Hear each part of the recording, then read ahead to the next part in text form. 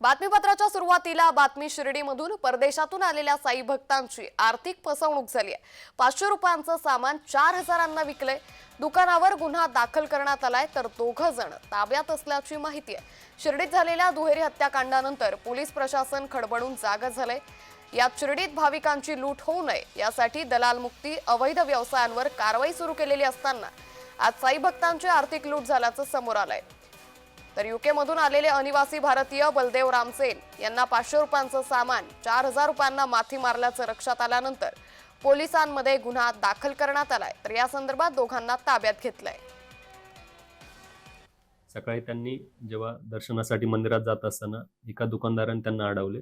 तसेच त्याच्या दुकानदारासोबत जे व्यक्ती होता त्यांनी त्यांना आपल्या दुकानात येण्याची आणि आपल्याकडे असलेल्या वस्तू याच्यामध्ये शाल आणि फळे फुले जे आहे हे घेण्याची बळजबरी केली। आपण ज्या मागच्या दुकानात 4000 रुपयाला वस्तू घेतल्या होत्या त्या इथे 500 रुपयालाच मिळतात। यावरून त्यांना आपली फसवणूक झाल्याचे लक्षात आले। भारतीय न्याय संहिता कलम 318(4) नुसार आपण सदरचे दुकान मालक आणि त्याच्यासोबत जे व्यक्ती काम करणार होते यांच्यावर फसवणुकीचा गुन्हा दाखल करत आहोत। तर शिर्डीमध्ये ही आर्थिक फसवणूक करण्यात आली आहे। या संदर्भात अधिक माहिती घेऊया आमचे प्रतिनिधी जयेश सावंत यांच्याकडून। जयेश, शिर्डीमध्ये परदेशातून आलेल्या साई भक्तांची लूटमार करण्यात आली आहे, काय अधिक माहिती?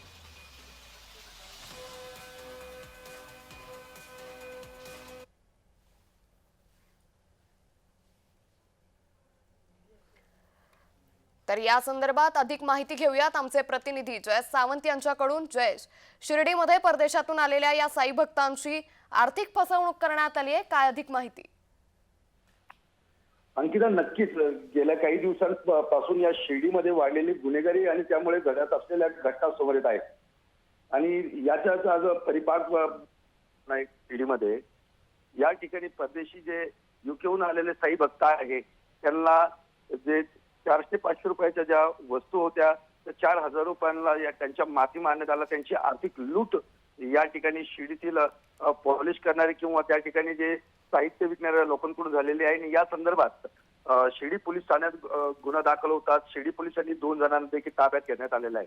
त्याचबरोबर आणखीता काल जर बघितलं तर काल गुजरात येथील सुरत येथून आलेले साई भक्त मोहित पाटील ते शिर्डीला येत असताना कोपरगाव येथील विळापूर शिवारात 7 ते 8 जणांनी साई भक्तांना लुटण्याचा एक प्रकार त्या ठिकाणी घडला होता। त्या ठिकाणी त्यांचे 1,08,000 रुपयांचा मुद्देमाल हा चोरट्यांनी लांबवलेला आहे आणि एकंदरीत आपण बघितलं गेलं तर या गेल्या काही दिवसांपासून शिर्डीतील गुन्हेगारीचे जे पडसाद आहेत त्याचे परिणाम जे आहेत ते शिर्डीतील येणाऱ्या साई भक्तांना भोगावे लागत आहेत। अंकिता, निश्चित जयेश, पण मात्र अशी लूटमार वारंवार होत आहेत आणि त्यामुळे आता शिर्डी प्रशासनाकडून अशी लूटमार होऊ नये, बाहेरून आलेल्या भाविकांसंदर्भात अशी लूटमार होऊ नये यासाठी काही उपाययोजना करण्यात आल्या का? कडक कारवाई, कडक नियम करण्यात आलेत का? नक्कीच अंकिता, आता आपण बघितलं गेलं दुहेरी हत्याकांडानंतर शिर्डीतील जे या ठिकाणी बाहेरून येऊन इथं भिक्षुक असतील, या ठिकाणी मोकाट फिरणारे लोक असतील, यांची चौकशी सुरू झालेली आहे। अनेकांना पोलिसांनी ताब्यात घेऊन त्यांच्यावर गुन्हे देखील दाखल केलेले आहेत।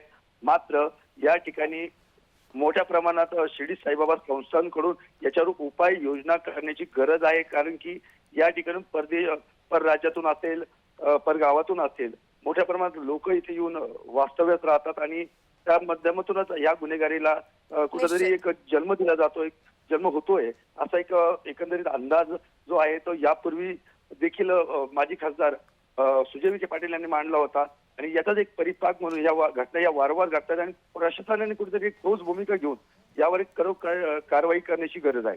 निश्चित जयेश, त्यामुळे एकंदरीतच ही कारवाई कधी होणार हे पाहणं आता महत्त्वाचं ठरणार आहे। धन्यवाद जयेश, आपण दिलेल्या सविस्तर माहितीसाठी।